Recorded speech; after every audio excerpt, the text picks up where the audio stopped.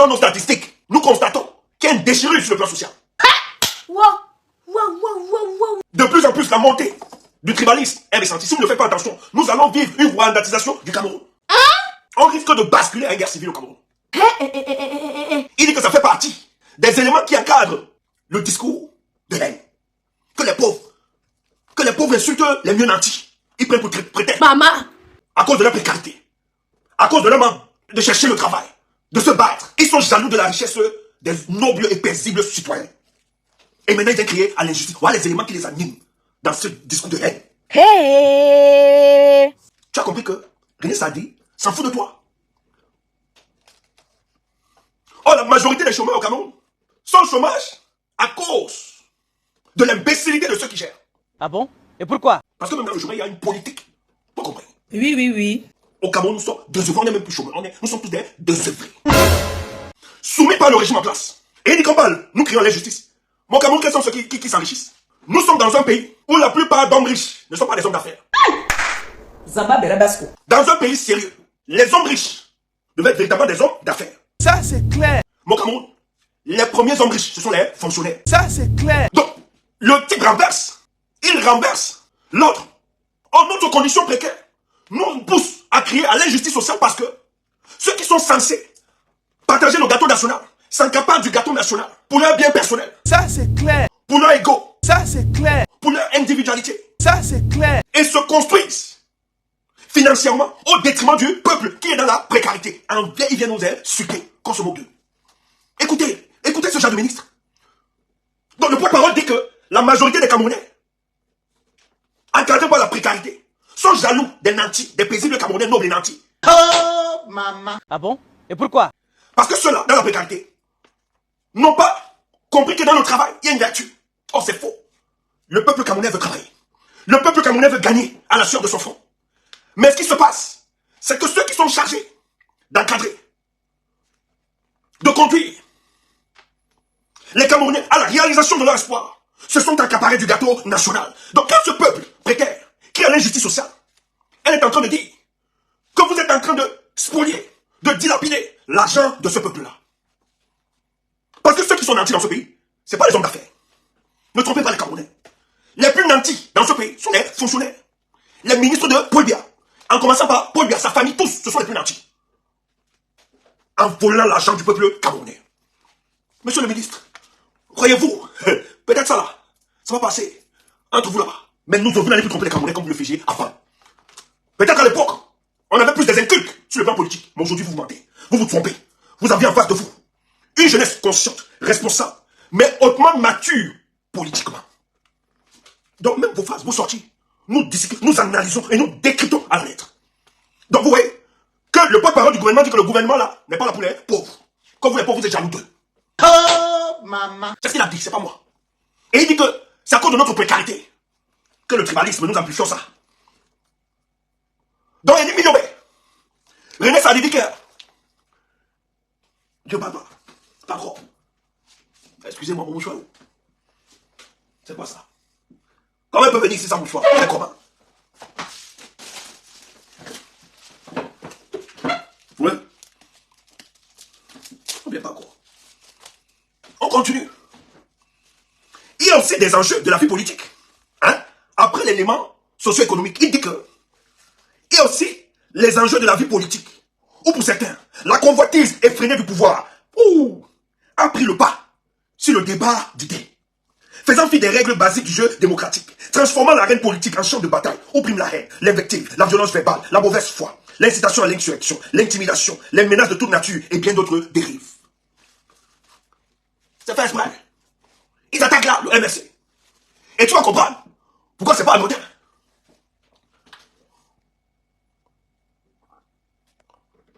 Attendez. Ah, ok. Non, il n'y a pas de problème. Le 1er juin, nous sommes là-bas. On va célébrer la culture. On bocote, ouf. Bocote. Ouf, va là-bas. Bocote. C'est quoi ça? On t'a dit que l'activisme, c'est le désordre. Ouf. Le 1er juin, on va célébrer la culture. Oui. Tu entends des chants. Mais souci de ouf. Tu es plus cohérent que qui?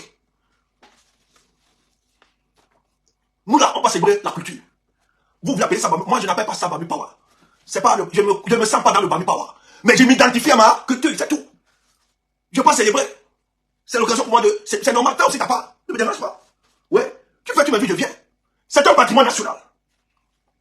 Et c'est normal. On n'empêche personne de faire pour lui.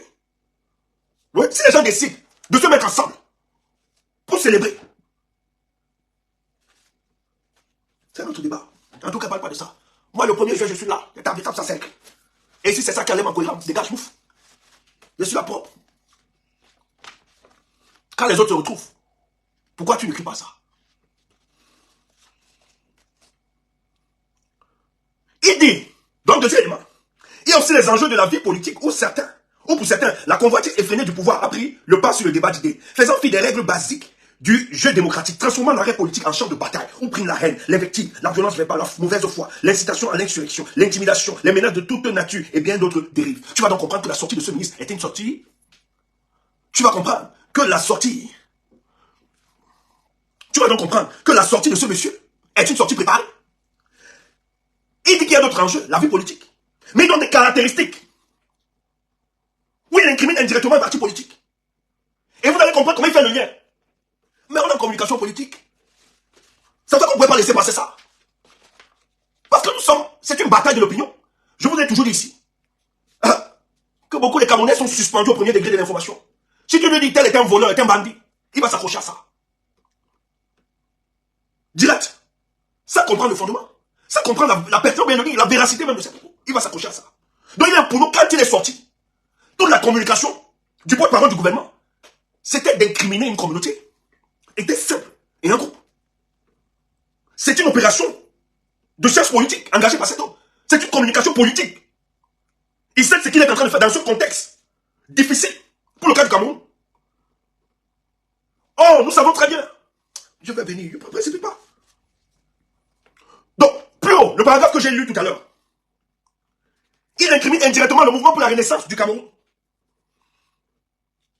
Quand le MRC a une convoitise effrénée du pouvoir, il refuse le débat d'idées. C'est un parti qui prône le débat d'idées, c'est le seul parti. Faisant fi des règles basiques du jeu démocratique, ce monsieur vous a appelé, depuis 2013, à revoir le code électoral, à revoir les règles qui organisent les élections au Cameroun. Vous n'avez pas regardé. Aujourd'hui, vous incriminez cet homme. Cet homme qui a élevé un discours aussi pacifique que je ne sais même pas s'il y avait un opposant à sa place, pouvait le faire dans ce contexte. Ou même la plupart de ses collaborateurs, de ses alliés, lui avait demandé de ne pas tenir de tels propos, de mettre en difficulté, de passer à une situation insurrectionnelle pour le cas du pays pour avoir le pouvoir. Mais il a refusé. Ou certains membres de ce gouvernement l'ont appelé, d'autres sont en prison, même aujourd'hui, d'autres sont en prison, de donner caution à une rébellion pour déstabiliser les institutions. Il a refusé, vous le savez très bien. Il a dit oui le pouvoir, mais pas à tous les prix. Comprenez bien. Il a dit le pouvoir, mais pas à tous les prix. Il a refusé de se soumettre aux injonctions de certains pays, grande puissance, à cause du pouvoir. C'est pour ça qu'il n'a pas ce pouvoir. Parce qu'il a refusé que son pays soit une vassalité à la solde d'un pays étranger. Si quand on va accepter un seul jour, en 48 ans, il ne serait plus président dans ce pays. C'est un souverainiste. Mais là où il a refusé, vous êtes en train de négocier avec la même France pour qu'après Probia qu'il reconduise Frambia. Vous refusez de jouer. Bienvenue chez Raymond Exotique, votre magasin de vente des produits africains 100% bio. Chez Raymond Exotique, vous trouvez des produits tels que des bobolos, des arachides, les miondo, la banane plantain, les huiles de palme, les prunes, les escargots, le chikwang, le attiéké, toutes les boissons du Cameroun, le poisson maquereau, le poisson bar, la morue, le taro avec tous les ingrédients de la sauce jaune. Dans le succès. Raymond Exotique fait aussi dans la vente des produits cosmétiques tels que les mèches, les crèmes de visage et les laits de toilette. On t'y a fait de mauvais. Chez Raymond Exotique, c'est la vente en gros et en détail de tous les produits venant de l'Afrique. Nous sommes ouverts de lundi à dimanche de 8h30 à 20h. Téléphone 0032 493 95 24 et 09. Raymond Exotique est situé à la rue de l'Autonomie, numéro 31 1110 Anderlecht, Bruxelles. Ici c'est la cour des forts. Ici d'ouvrir le jeu démocratique au Cameroun. Vous refusez d'organiser des élections libres et transparentes. Je vais le bloquer. Dès qu'il passe, je vais le bloquer, cet imbécile. Ouais, faut que je le bloque. Faut aller ton débat là-bas. Ok. Je n'ai pas le bienvenu ici. Ailleurs, c'est bon. Je l'ai bloqué. D'ailleurs, on n'a pas besoin de toi ici. Ça vous regarde. Ça, on peut faire débat dessus, hein, si vous voulez.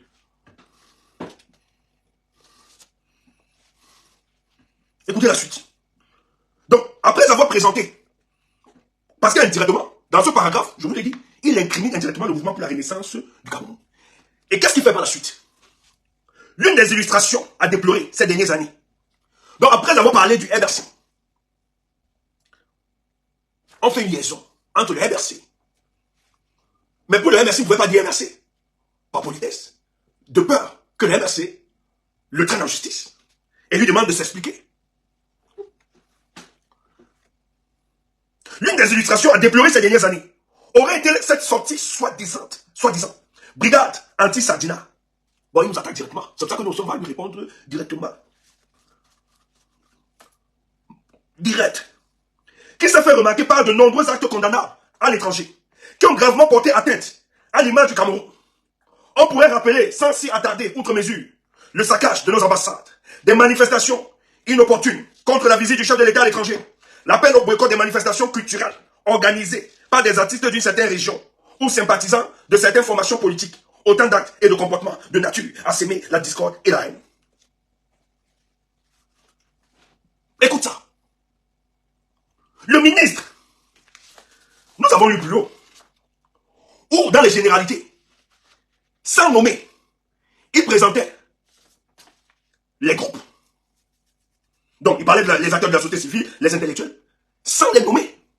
Les hommes politiques, les activistes de toutes les acteurs dans l'air, les influenceurs. Mais dans la dimension politique, il incrimine le MRC. Là, il ne nomme pas. Parce qu'il a peur des représailles sur le plan juridique et autres. Mais au moins, c'est le cas de la brigade anti-Sardina.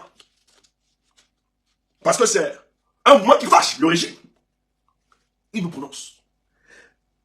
Mais avant de nous prononcer, il faut vous rappeler qu'il a incriminé le MRC avant.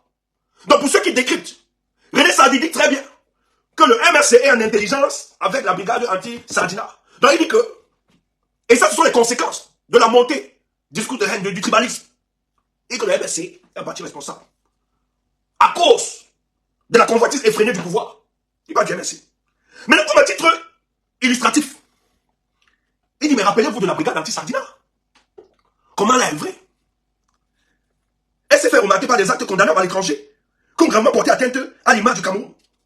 On pourrait s'attarder à le saccage des ambassades, la manifestation contre la visite du chef d'État, la peur au boycott, les manifestations culturelles organisées par les instituts de certaines régions.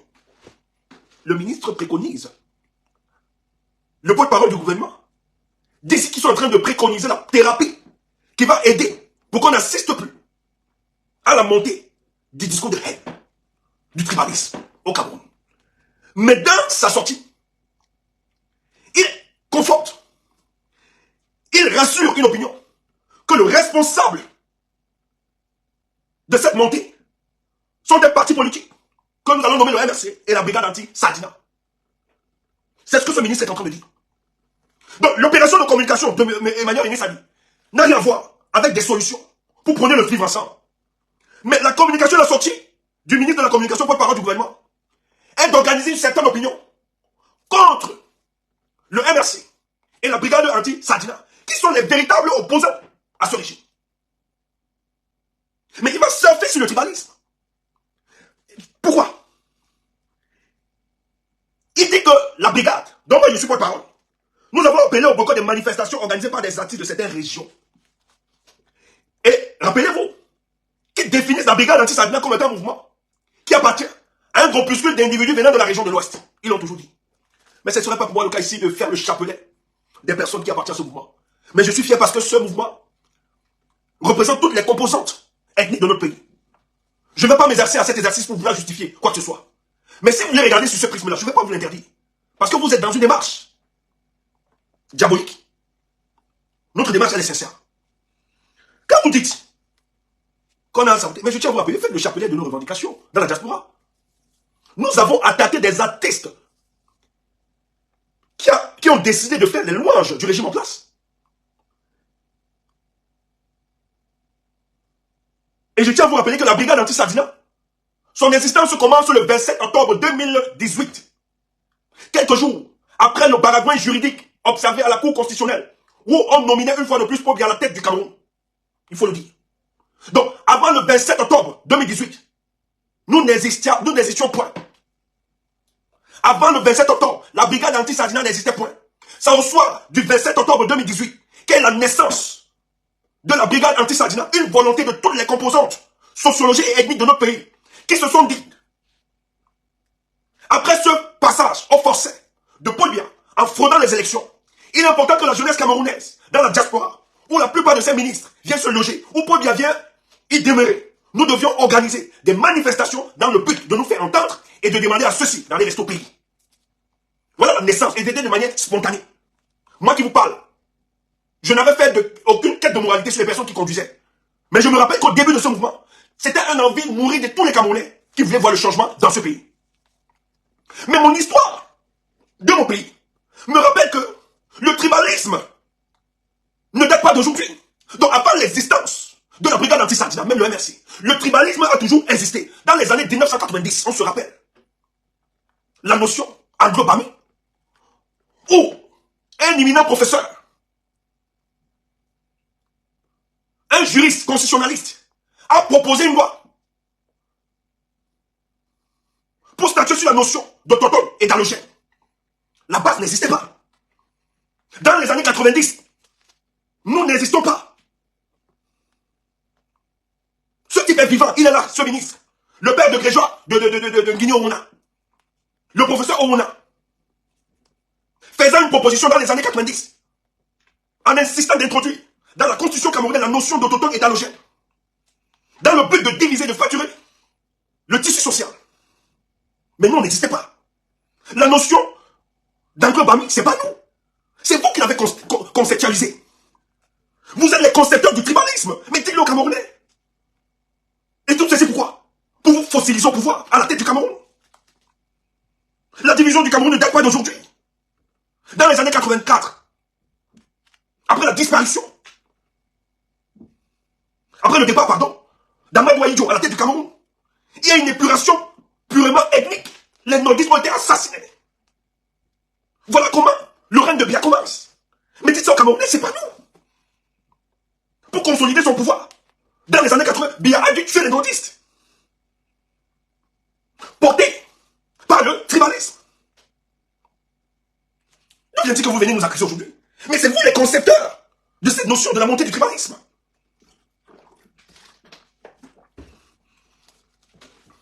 C'est pas nous. Pourquoi voulez-vous responsabiliser les gens qui vous demandent, qui vous appellent à une bonne gouvernance? Notre crime, c'est de vous appeler juste à une bonne gouvernance.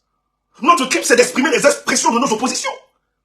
C'est pour ça que vous dites aujourd'hui que tous les mots de notre société sont dans l'origine de notre pouvoir. Vous manquer. En tant que porte-parole de la brigade anti-Sardina, je peux vous dire.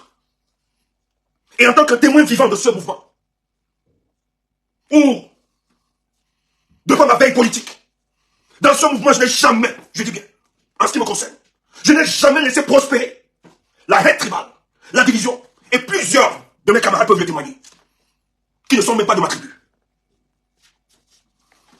Je peux parler. Elles peuvent témoigner, elles le savent. Ça c'est le brigand Mano Sabi.